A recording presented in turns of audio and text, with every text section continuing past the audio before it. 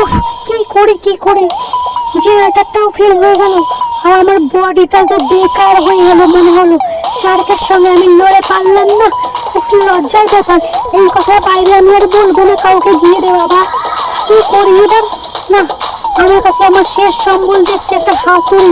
এই হাতুড়িটাকে দিয়ে এখানে দুমদাম বাড়ি মেরেছে, ওর মাথাটা ফেটে যাবে। দেখা যাক কি হয়। চলো এইবার আমার এই তো হাতুড়িটাকে নিতে হবে, কিন্তু হাতুড়িটা তো অনেক উপরে আছে। কি করে নিয়ে নিই? এই জেনারেটারের মাথায় উঠে আমি হাতুড়িটাকে নিয়ে নেবো, তারপরেই শার্কটার অবস্থা আমি খারাপ করে দেবো। চলো তাড়াতাড়ি হাতুড়িটাকে আমি পারি। এই তো হাতুড়ি আমার হাতে চলে এসেছে। একদম একদম একদম দাম দাম দাম একদম একদম। এ সালা ক্যাচের মাথাটা ফাটিয়ে মালটাকে মনে হচ্ছে আমি পাগল করে দিয়েছি। ভীষণ তো শান্ত হাতে ঘুরে বেড়াচ্ছে।